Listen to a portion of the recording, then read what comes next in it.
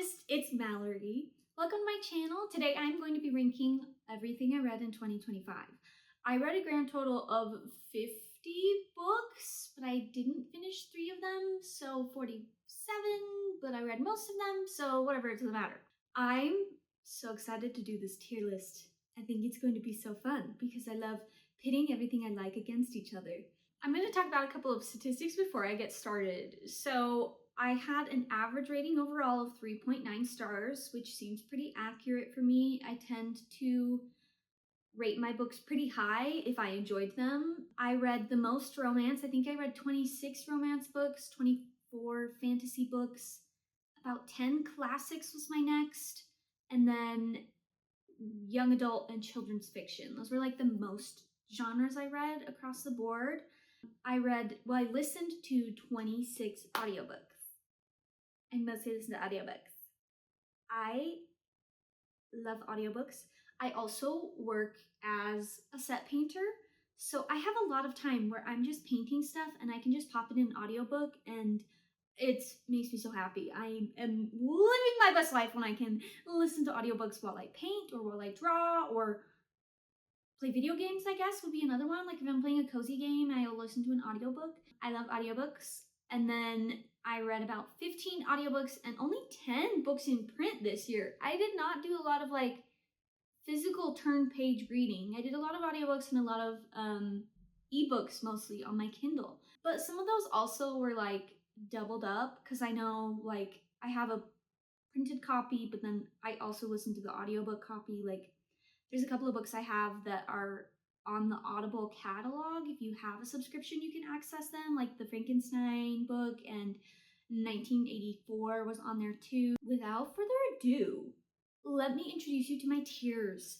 My first tier is Rewrote My Brain Chemistry, because the books in this category will have changed the way that I think about the world and about myself, and I love when a book can do that, even if it is devastating and heartbreaking. The next tier is I would kiss this book on the mouth, because if given the ability to, I would kiss these books on the mouth. They're fantastic. They're not my top tier, but they still were very impactful to me. Next up is mid, but in a respectful way. So like, okay, fine. Not my cup of tea, but also not awful. Next up is I Forgot I Read This. I don't know if I need to explain that one. I feel like it makes sense. Second to last is Pain, because these were awful to read. Last up is If I Could Unread This, I Would. There are a couple books that I read this year that were god awful, and that's where they'll be going. That's where they will be going. All right, those are my tiers. Let's get into this. First up, the first book I read was Manacled. I read quite a bit of fan fiction this year. Okay, maybe not quite a bit, but I read some significant amounts of fan fiction this year. Starting off with Manacled by senlinyu. I need to talk to someone about this book because I don't know where to put it. I feel like I really process things verbally quite frequently, and I haven't had anybody to talk to about this book. Was it impactful? Yes. Was it hard to read? Yes. Was it Hermione fanfiction? Also, yes. I read a lot of Hermione fanfiction, even though I don't like Hermione at all. But like the stories that these people are writing are so complex, and they've obviously put so much work into these. Like, and I love fanfiction, but I don't know. I think I'm gonna put it in mid, but in a respectful way. So like I devoured this, but I think it's gonna go there for now. I might move it later. Next is 1984 by George Orwell. If you guys are going to take in this media, which do, please. This is a fantastic story. Fantastic commentary on censorship and control of the government, and oh, it's just so hard to read and take in, especially right now, which is why it's important to read. I would highly recommend listening to the audiobook over reading it in person, because there's a version of the audiobook with Andrew Garfield and Cynthia Erivo as the narrators. Just go listen to it. I'm putting this in I Would Kiss This Book on the Mouth. Okay, next up, I reread Fourth Wing at the end of 2024, and then in the beginning of 2025, I reread Iron Flame and Onyx for preparation for Onyx Starve to get out. And you guys, I liked Fourth Wing. I liked Fourth Wing when it came out. I love Dragon Rider. I love Dragon Rider romances. I love Dragon Rider books. Anything with dragons in it, I'm on board.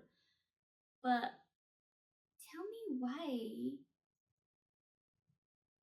it's going downhill. Like, I reread Iron Flame and I was like, oh, we all know why this book is bad. It's the same argument over and over between Xaden and, oh my gosh, Violet, and they never reach any conclusion. There's never any honest to God communication, which I hate the miscommunication trope. It pisses me off. I still enjoyed them and I still read them, but I'm gonna put Iron Flame and I forgot that I read this, and Onyx Storm in I forgot I read this, because like they were fine. I'll keep reading the rest of the series because I really do have a lot of attachment to the characters, but they were okay. They were just okay. Next up is Beach Read by Emily Henry. I read a couple of Emily Henry books this year, I think. Maybe it was just the one. We'll find out. I really liked Beach Read. I thought it was cute. I thought it was sweet. I enjoyed both of the characters. I love grouchy characters a lot. I think they're fun. I'm gonna just put this in mid, but in a respectful way. And we're gonna go on to the next Hermione fanfiction I read. This one was recommended to me by one of my dear friends, Kenna. Thank you for this. This is Love in a Time of the Zombie Apocalypse, written by rizzlewrites. Okay. I love a zombie book. I love zombies. I love dystopian. I love supernatural. I love sci-fi. And when we can get a zombie apocalypse book, post-apocalyptic books, delicious. Keep reading them. Keep writing them. Please serve them to me on a golden platter dripping in brains. But this is going to go to, I would kiss this book on the mouth. It was fantastic. I will say there's one issue with this, in that, obviously, spoiler alert, they wrap up the zombie apocalypse with like 60% of the book. Wait, when we're at 60% of the book. And so I was kind of like dragging my feet for that last third or so, because I was like, oh, well, you've solved the mystery. I'm here for the zombies, and now you've solved it, and what's happening now?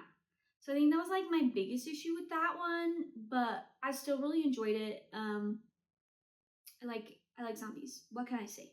Next up is another coming of age contemporary romance, How to Hide in Plain Sight by Emma Noyes.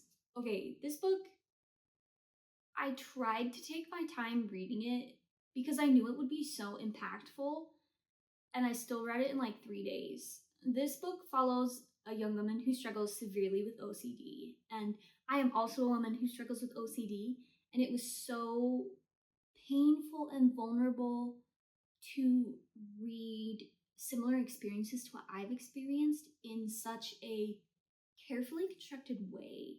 Like, Emma Noyes did such a great job at laying it out, even though it's hard and complex. Like, those kind of like moral OCD things and like obsessive thoughts that like invade people's heads. This one is going to be my first rewrote my brain chemistry, because it really impacted me, and I remember still how much it impacted me. Like, I think this is such a fantastic read that so many people should read. Even if you don't struggle with OCD, I think it's a great glimpse into like other people's worlds and other people's minds of like how people struggle and what they do to combat those struggles. Next up, we have 2 more Hermione fanfictions. I know, I'm sorry. Actually, I'm not sorry. Fanfiction is great. Next is Wait and Hope, followed up by Things Past. Wait and Hope is Hermione's point of view, and Things Past is about the same story, but from Draco's point of view. So this is a memory loss fanfiction. Hermione is in a magical accident, and she loses the memories of her last 7 years. And in those 7 years, she re-met with Draco and ended up marrying him. So she wakes up thinking that they're still mortal enemies, but they are married, they live together, they work together, they've been working on projects together, and she like wakes up and is like, who are you? What are you doing by me? Like, it's so complex. I really loved the memory loss trope, and there was really great pacing towards her earning her memories back bit by bit, and the mystery behind her magical accident was really well tied up at the end. So I'm gonna put this in oh my goodness. I'm gonna put Wait and Hope in I Would Kiss This Book on the Mouth because I really liked it, but I'm gonna put Things Past in mid, but in a respectful way because it was good, but I just didn't, I don't know. I like Hermione more than Draco, but also, you guys, fanfiction is a good way to take in this content because I hate J.K. Rowling, or as I like to call her, Jowling Cowling Rowling, because I know she would hate that because you're only supporting other creators and we don't like her here. If you like her here, you're not in a friendly space. You're in enemy territory if you like J.K. Rowling, okay? Wait. Next up, Not Another Love Song by Juli Soto. Okay, you guys. Okay, I play violin and I've played the bass. So I was excited to read this because I was like, ooh, a book about musicians. I love that. And I liked some of it.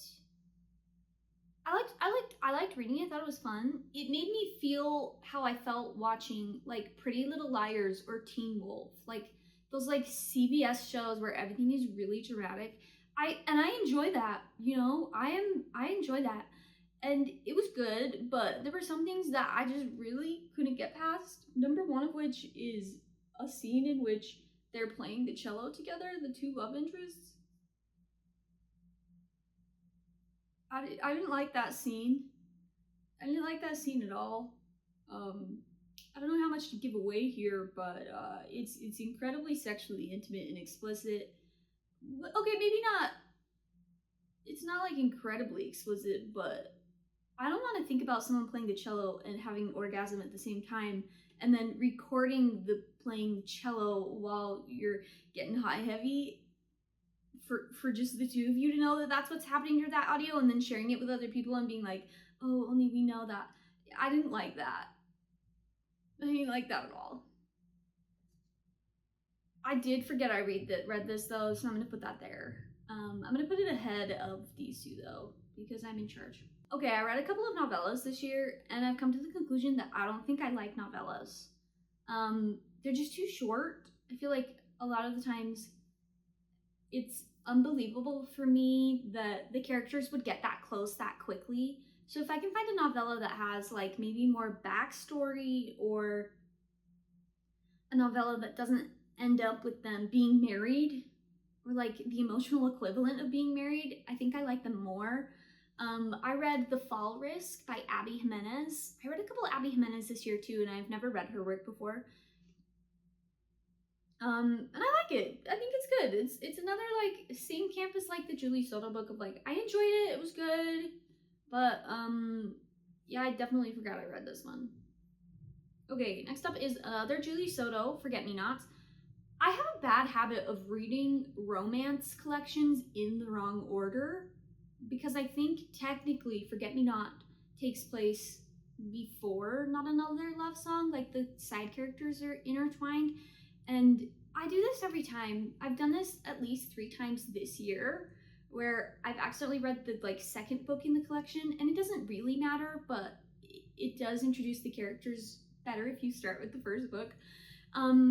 I liked Forget Me Not a lot more than Not Another Love Song. I'm gonna put this one in mid, but in a respectful way. This one was a good example of having different POVs helps show each character's internal errors, internal thinking errors, or like assumptions that they make about the person they're interested in. And I like when you can see the conflicting points of view there. And I think she does this very, very well. So good on ya. Mid, but in a respectful way.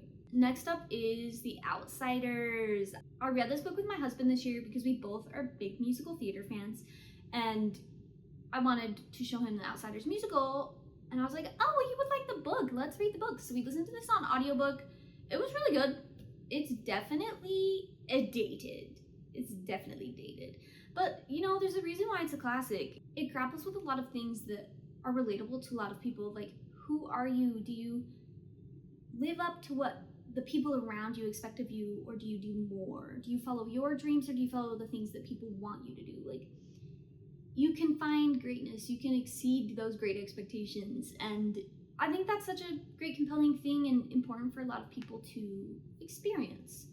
But I did forget that I read this, so we're putting that there. Sorry, S.E. Hinton. Okay, next up we have 2 more Abby Jimenez books. We have Just for the Summer and Part of Your World. Okay, I loved Just for the Summer, you guys, and this may have been because I read it while I was on a trip with my friends from college, which we do every year, which is, in case you didn't know, the synopsis of Just for the Summer. So I had a lot going for me to enjoy this book. It felt fun and relatable to me because I was literally doing what the main character was doing, other than making out in a wine cellar and getting locked down there. That luckily didn't happen to me on the trip. I really liked this one. I'm gonna put it in mid, but in a respectful way. I didn't like Part of Your World. It's going to pain. I just didn't like it. I didn't like how the female love interest talked about the male love interest. It just felt really demeaning. I have a hard time appreciating when rich people get empathy for poor people because they experience something poor people experience. It's just not compelling to me. And I know that's not all that this book was about, but it was a big part of it, of like the upper class woman and the lower class man and how they want to meet in the middle, which is like, you know, that's why it's based off of Part of Your World, like the whole Ariel thing. Next up, I read 2 books by Ashley Poston. I'm sorry, I don't know how to say that name. I love this author. I'm so glad I stumbled upon this author because she quickly became one of my favorite authors. I first read The Dead Romantics. I loved this book so much. It's another rewrote my brain chemistry for sure. I love a paranormal romance. This, like, Ashley Poston often writes contemporary romances but with aspects of the paranormal, and this one is a woman who she's like a medium and she can see the dead, and she gets to know someone in her life who is dead while going back to her family home for her father's funeral, and it was delightful. And the whole time you're reading it and you're like, no, she's gonna fall in love with a ghost, and she did, and you love it. I love how Ashley Poston writes prose, and like her words are just so delightful and so perfectly chosen, and she just really resonates with me a lot. So I'm putting that one there. And I'm putting 7-Year Slip in I Would Kiss This Book on the Mouth because I loved it as well, but not as much as Dead Romantics. 7-Year Slip was like a time warp, time travel, time continuum issue book where the characters meet, but she's meeting him in her past. No, she's meeting her in the future, and you know what? I remember the book, but I can't remember how to describe what happens. She lives in her aunt's apartment, and her aunt has always said this apartment is whimsical and like things here don't always make sense. And while she's in her apartment, she has flashbacks where she walks into the apartment, but it's 7 years in the past for her. And she meets a man there, and they fall in love, but their timelines never meet up. And it's really delightful, and she does a great job at handling that time travel-y aspect. It's pretty good. The one thing I didn't like was the guy's whisk tattoo because he's a cook. I don't know why I hated on that, but I thought it was dumb. He's like, but I'm a chef. Look at my little whisk tattoo behind my ear. I was like, barf. Sorry. It was the only thing I didn't like about the book, though, so that's pretty good, I guess. Next is When the Moon Hatched by Sarah A. Parker. You guys, stop making covers with AI! This is an ugly ass cover! God, I hate the cover so much. I hate AI. If your book has AI, Pooh farts on you, I hate it. You can do better. You can do better. The book was okay. I'm gonna put it in mid, but in a respectful way. I liked it because, again, as said earlier, I love Dragon Rider books, and this is adjacent. This is definitely a Dragon Rider book. I enjoyed it. Was it meandering, and did the plot not make complete sense? Yes. Did I still have a great time reading it? Also, yes. I can enjoy media that's not perfect and be critical of that media, and here I am doing that. I liked it. I'm excited for the second book. I will not reread the first book for the second book, though, if you catch my drift. It was good. Okay, we're a little past halfway of my reading for the year, and I know you're like, Mallorie, you don't have a lot of books up there. What happened? Well, I'll tell you what happened. I read 0 books in August, so I didn't read that much this summer because it was a bit hectic, and I started a new job, and you gotta acclimatize. You gotta recalibrate once you do get settled. So I read nothing in August and read a crap ton in the last 4 months of the year, specifically in December. But yeah, let's just keep going. Next is Blood Over Brighthaven by M.L. Wong. I loved this book. I listened to the audiobook purely because it is narrated by my favorite narrator, Moira Quirk. Let's give a shout out for Moira Quirk. Moira Quirk, I love you. Moira Quirk narrates the Gideon the Ninth series, which is my favorite series of all time, the Locked Tomb series by Tamsin Muir. And this year I wanted to reread those, and I was like, oh, well, let's also look into what other books Moira Quirk has narrated, because she does such a great job at performing the narration. And I found Blood Over Brighthaven, which is like highly recommended. It went kind of viral on Book Talk this year anyway, so I was like, okay, fun. It was wonderful. I've seen some people say that they feel like it's a little too blatantly obvious what this book is talking about, and I say, what's the issue with that? Are you uncomfortable? Do you not want to talk about classism and racism? I do. I loved this book.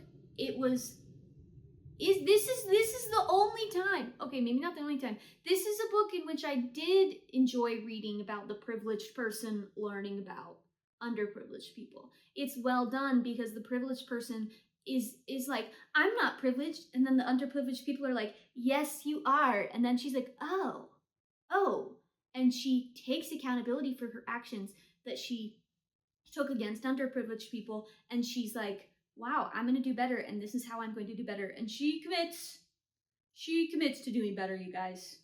That's all I'm going to say. It's fantastic. I'm putting it in Rewrote My Brain Chemistry. It won't go there. No, I wanted to go there.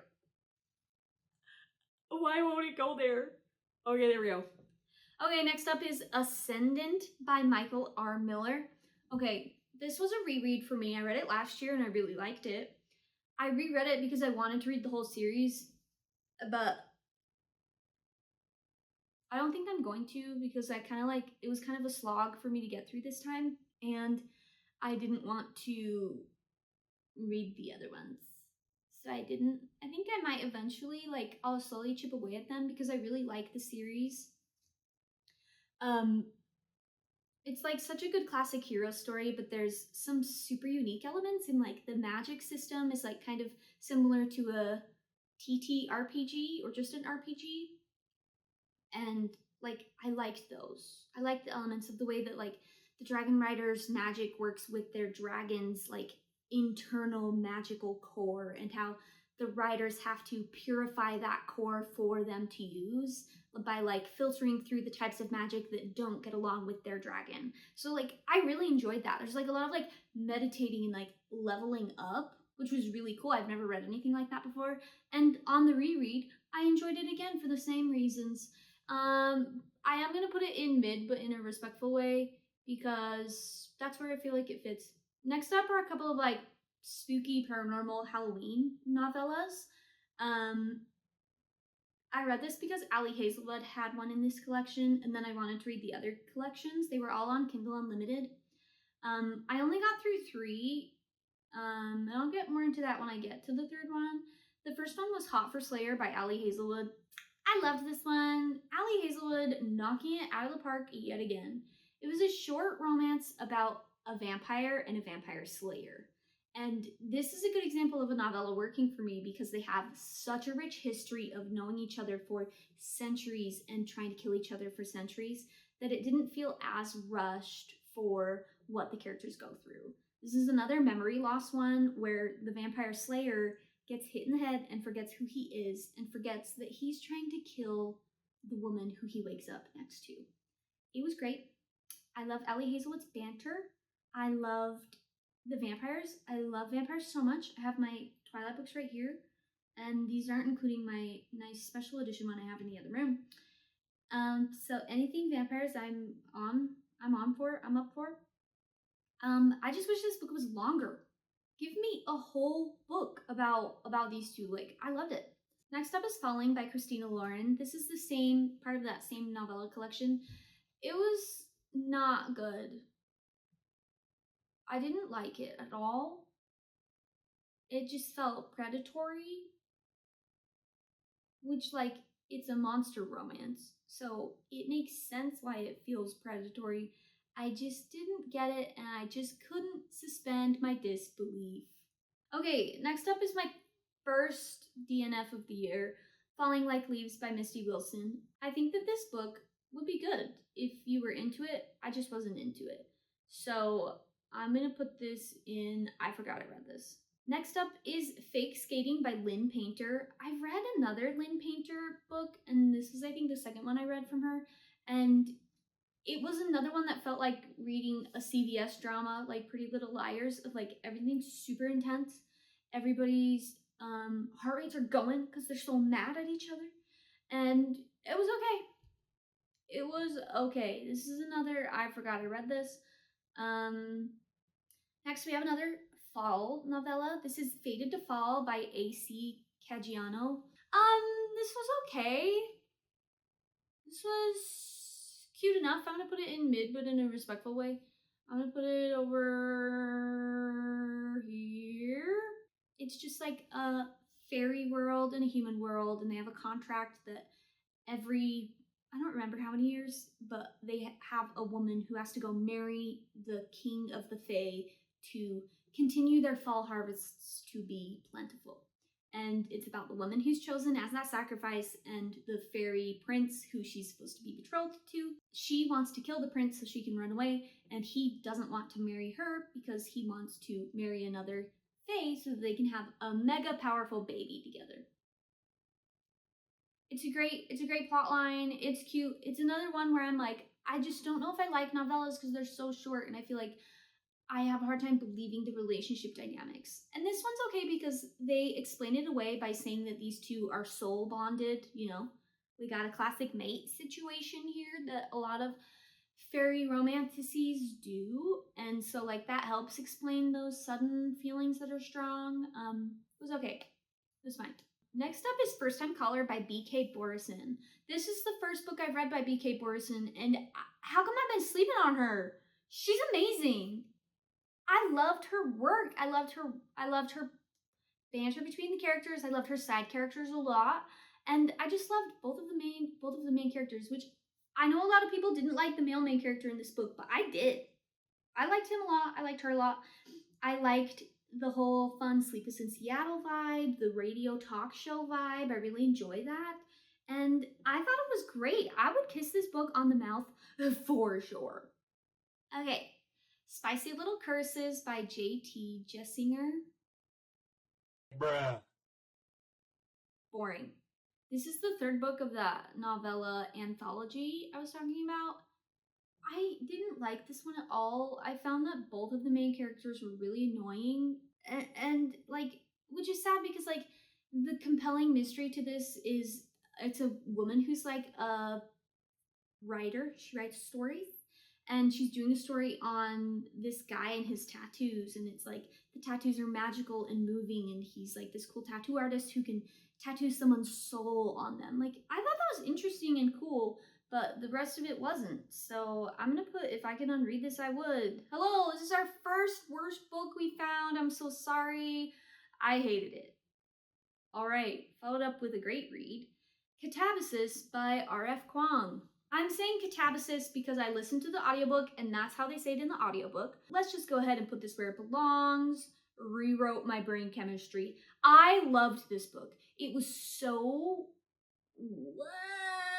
And I like when a book does that. I like when I feel a little bit stupid reading books.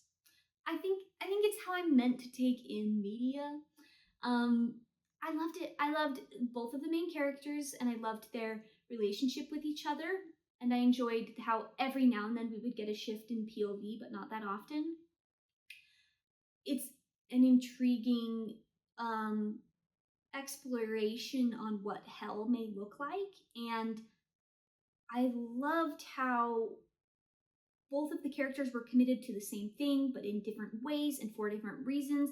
And they both had so much guilt. And I love when characters can explore guilt and shame. That's like, I love that because like, I get that.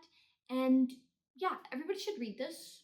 The audiobook was great. I think the audiobook might be a better way to go than reading in print because the narration was fantastic.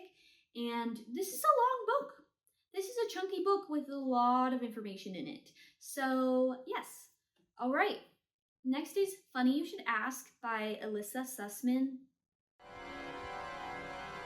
The woman was too stunned to speak. I hated this book. I almost DNF'd this book at 90%. I don't even know how I got to 90%, but I did finish the book. I did finish it, and if I could unread this, I would. I'm sorry, I really wanted to like this book, but it was awful. It was just so unbelievable. The premise is, there's a famous Hollywood actor who just got a contract to be the next James Bond, but no one thinks he can be James Bond. And a news reporter who is hired to interview him and try to be like, no, he'll be a great James Bond. They do the interview, they see each other for 3 days in a row, and then never see each other again for a decade. Or is it 7 years? Either way. Then they get back together 7 years later, and they're like rekindling their friendship and their love. And both of them have since been married and divorced. They both had really hard lives. The male love interest is like an alcoholic and he's in recovery. And I just had such a hard time believing that you have a not even one night stand with someone 7 years ago, and then you meet back up and you're like, wow, we've been in love the whole time. No. I hated both of the characters. And there's a dog in this book, and I don't think the author has ever seen a dog before. It did not sound like they've ever interacted with a dog. Yeah, I hated it. Following that up is Frankenstein by Mary Shelley. Let's put this one where it belongs, ladies and gentlemen. No, not there. No, I can't. There we go. Yay! Okay, I read this book because, of course, the movie came out this year. I'm sick in the head. I'm sick in the head for Frankenstein. I'm sick in the head for Mary Shelley. I've read some of her plays before, but I've shockingly never read Frankenstein before, which is kind of insane for me as a person. But now I've read it, and I have repented of my sins, which is not reading it, and now I have read it, and I've learned my ways, and my new religion is Frankenstein. I loved this book. Mary Shelley does such a fantastic job differentiating the voice between Victor and creature.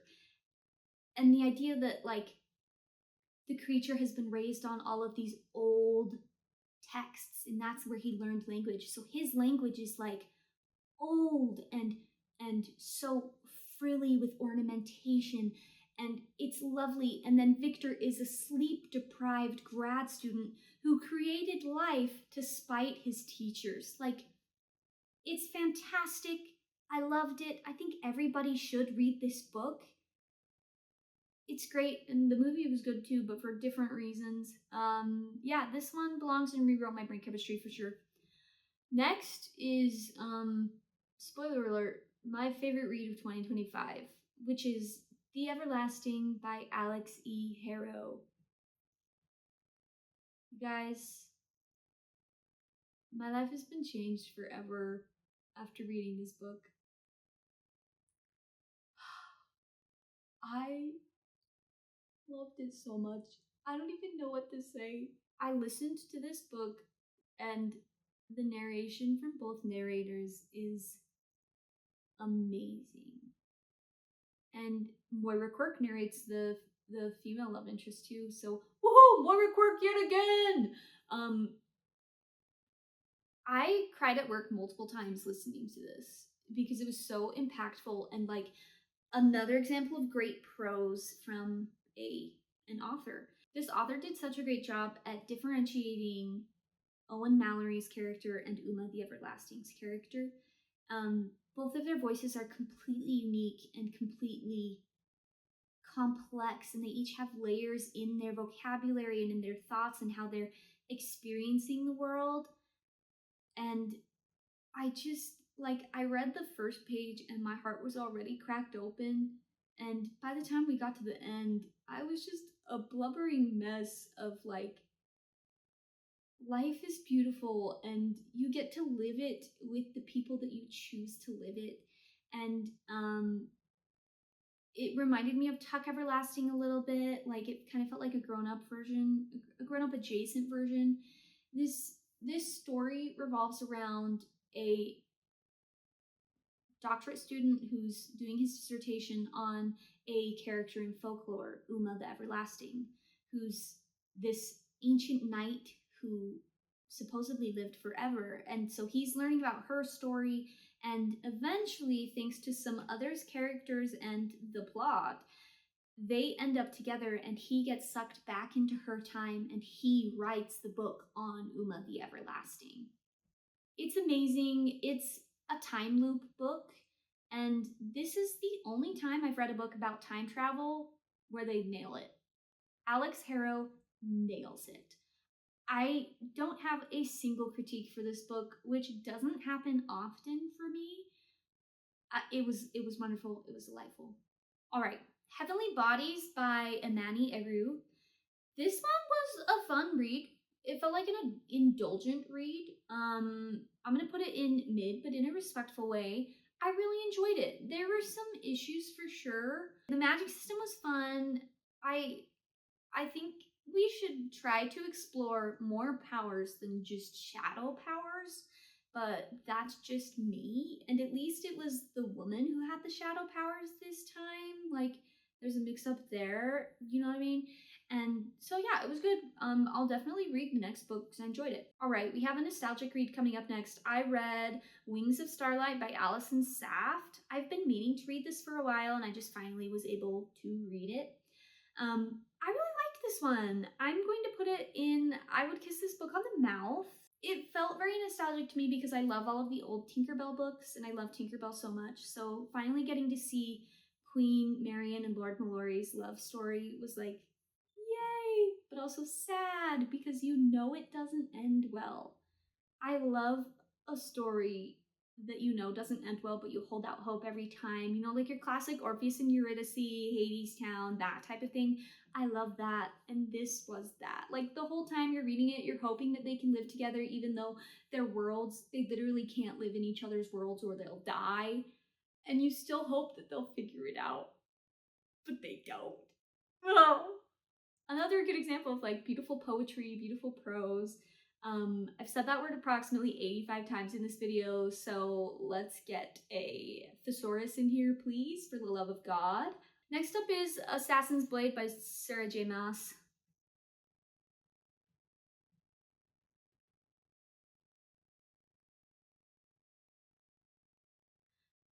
When I read Throne of Glass 2 years ago, I really liked it, but when I read it all in the wrong order, and I didn't read Assassin's Blade at all. And I was like, okay, I guess I'll just read it.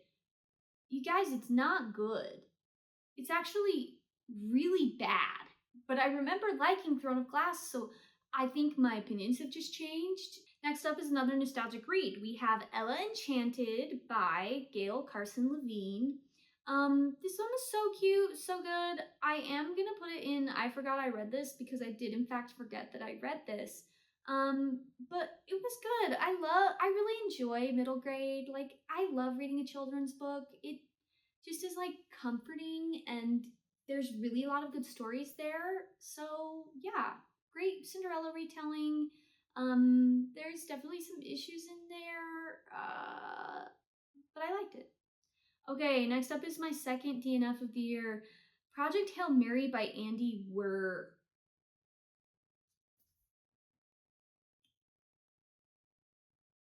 In just the first chapter, I heard about this man's butt tube entirely too long, entirely too many times. I listened to the audiobook, and I don't know if that was better or worse, but I hated it. It was bad. The writing was awful. The characterization was embarrassing and cringy. And like, this guy wakes up from a coma in a spaceship, and he's like, "But my muscles are so toned. Oh, I'm so strong. My body's never been stronger and hotter. And also, I have a tube up my butt." Stop! Next, in an effort to meet my reading goal, I read all of the Narnia books. I'm gonna try to whip through these. Magician's Nephew, good, mid but in a respectful way. I really enjoyed this one. I read this one and Lion, the Witch, and the Wardrobe when I was little, so those were rereads, but I hadn't read the rest of the series. I like Magician's Nephew. It was like it was another fun, nostalgic, comforting reread of like something I read when I was little. I like the characterization, I like the creation story, and like we get to see where the witch comes from. It's really good. Lion, the Witch, and the Wardrobe is going in. I would kiss this book on the mouth because it's a classic. It's a classic. It's lovely. I love Lucy so much, and I love Mr. Tumnus and the beavers, and like, everybody's really great. I also really enjoy the conflict between Edmund and the rest of the siblings. I think it's well done. Next up is The Horse and His Boy. I really like this one too. I'm gonna put it in mid, but in a respectful way, because it was good, but not my favorite. This one's my mom's favorite, and I see why. Like, it's such a lovely, fun adventure, misadventure of a horse and his boy, and how they're both trying to get to Narnia together. And like, I specifically remember a moment with one of the speaking horses who's trying to get back to his home in Narnia, and he's like rolling on the ground, and he loves it so much. And then he has a moment of like, what if the other talking horses don't do this, then I'll never get to roll again? And right before they enter Narnia, he's like, I just need to roll one more time. It's like this tender moment that I really loved. I'm not sure why, but I liked it. Okay, Prince Caspian was my favorite book out of all of the Narnia books. It's a fun adventure, again, as all of these books are. But I love getting to know Prince Caspian's character. I enjoyed having all four of the Pevensey children together again, and this is the last time all four of them are together. It's fun. I really enjoyed it. I like how we get more of the world building of like the timeline between Narnia and the Pevensey's world is not it doesn't mesh, you know. They don't move at the same pace. So sometimes it's more time, sometimes it's less time, sometimes it's centuries, sometimes it's just a couple of years. And I really like that. Okay, Dawn Treader is going in mid as well. It was good. I enjoyed watching Eustace turn into a dragon. That was fun. But I just don't like Eustace, which is why the silver chair is also going to go in. I forgot I read this because it's Eustace's second story. I think C.S. Lewis made a big mistake in this book in that she shouldn't have written it about Eustace. She should have written about the prince who gets enchanted by an evil witch. Why are we following? I don't know. I just didn't like the characters. This one was also way more sexist than the other books. And also, the last battle was also, I'm going to put that one in pain because it was also very sexist and even more racist than the rest of the books, which is not great. They literally use a slur in the book. Let's not do that, folks. Let's please stop it. Next up is Pax by John Klassen and Sarah Pennypacker. I read this book when I was little, and I reread it again, and it's just a delightful, touching story about a young boy who's growing up and his pet fox who his father makes him leave behind in the woods because the war is coming and his dad's going to war and the boy is going to live with his uncle and they can't keep the fox anymore. And it bounces between the perspective of the boy and the fox. And I really loved this book. My biggest critique was that the voicing between the fox's internal dialogue and the boy's internal dialogue was not different at all. You get a lot of fun, complex characters. You get like a really cool puppet maker woman who lives in the woods all by herself, who's also a veteran and is dealing with PTSD, and she doesn't have the resources she needs or deserves to deal with those complex things. And the boy and her both grow together and learn from each other, even though they're both hurt. And then you get to see the fox who is pretty much domesticated and he doesn't know how to survive. And he leans on other foxes near him, much to their dismay, to learn those kind of natural behaviors that he never had.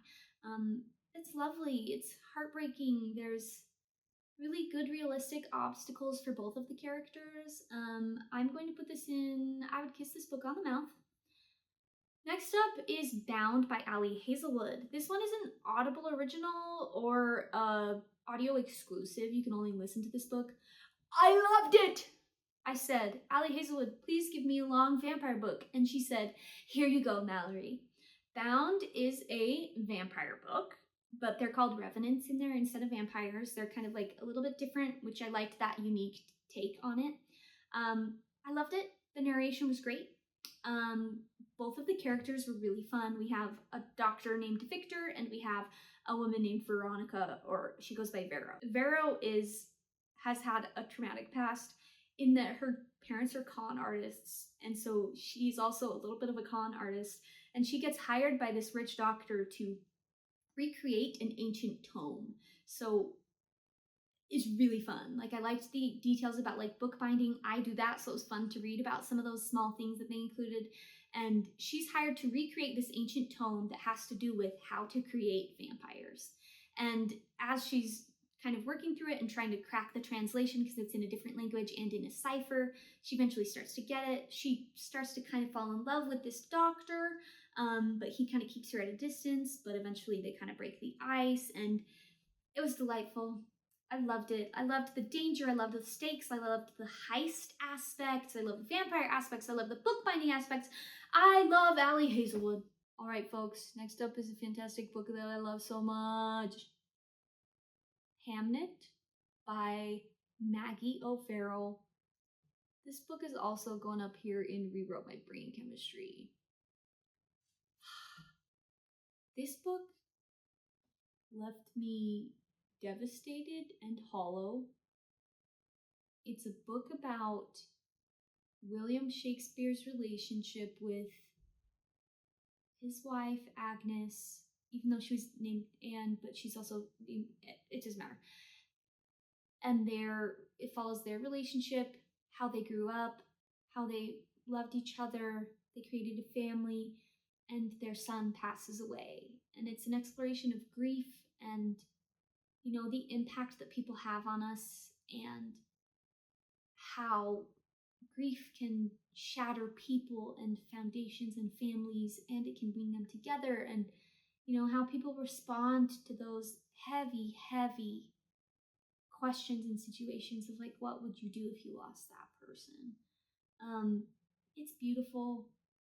It's a perfect balance of flowery prose and substance, which I think is a really, really hard thing to balance.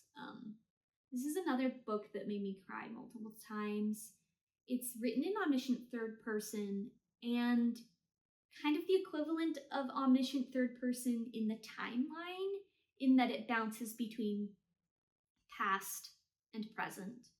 And, you know, like to give more context in the relationship between two of the siblings, or between Agnes and her brother, or Agnes and Will's, how they started out. And it's so perfectly crafted.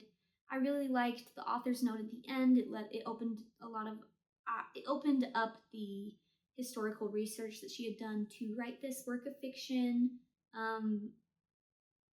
It's great. It's really, really great. I would recommend it to a lot of people, especially if you're dealing with grief or, if you want to hurt, you should read it. But it's hard, it's heavy, it has to do with death, it has to do with some child abuse from some of the parents, and it's heavy, but it's great, it's beautiful. All right, next up is a very big change of pace. Good Spirits by BK Parson. Yay, welcome to the holiday romance. I loved this. I thought this one was great. I enjoyed both Harriet's character and Nolan's character. Nolan is a ghost of Christmas past who is sent to haunt Harriet to show her a lesson to make her change her ways. But Harriet is kind of a fantastic individual, and she's like, oh, okay, are you haunting me? Maybe I've done something bad, like I guess I'm a horrible person. But as they go along, Nolan is like, oh, she's definitely not a horrible person, something's wrong. There's some mystery involved. It's lovely and delightful. I loved the magic aspect of it. I loved it. I would kiss this book on the mouth, for sure. And I'd be happy about it because it would be an Irish kiss. Huh?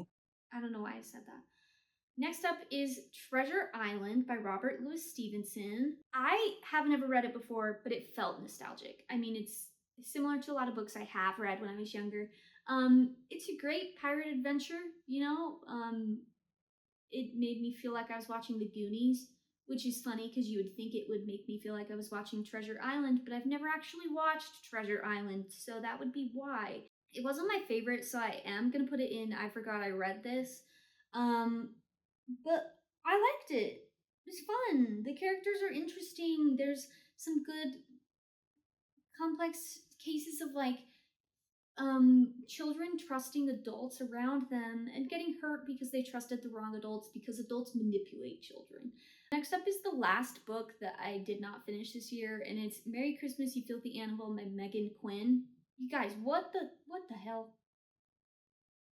I ask you, why? I hated this. And this is another example of me reading the second book. This is supposed to be the second in a collection. And I don't care. I'm not reading any of the other ones. I hated it so much. I listened to the first 5 chapters. So I gave it a little bit more of a try than some of the other books that I did not finish this year.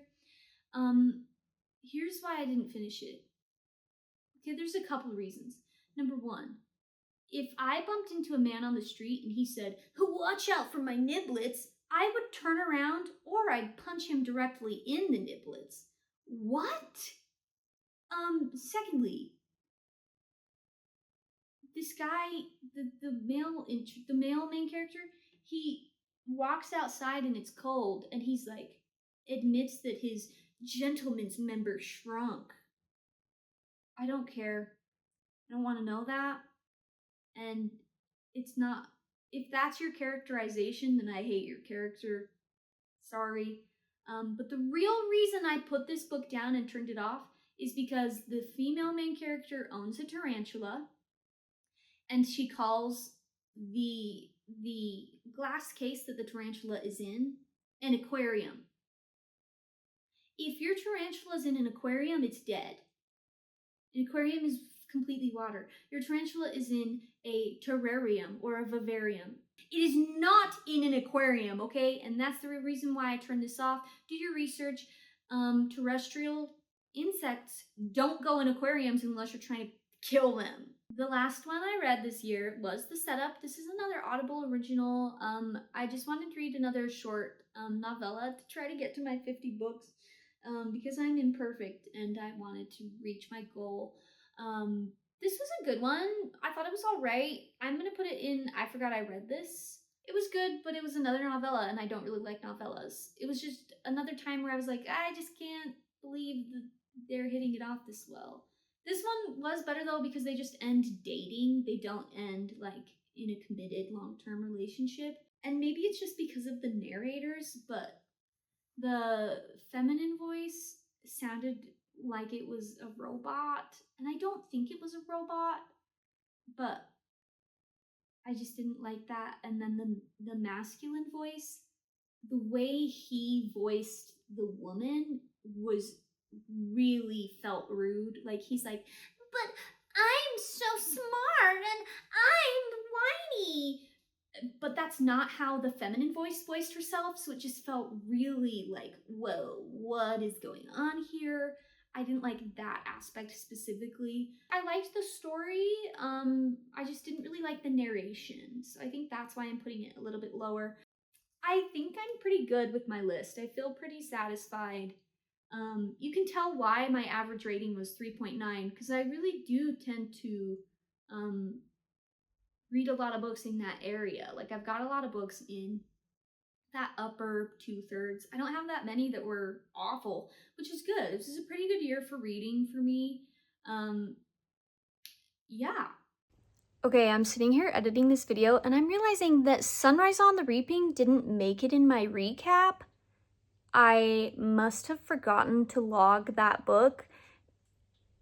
So real quick, first of all, it definitely belongs in Rewrote My Brain Chemistry because that book is insane and I am a huge Hunger Games fan.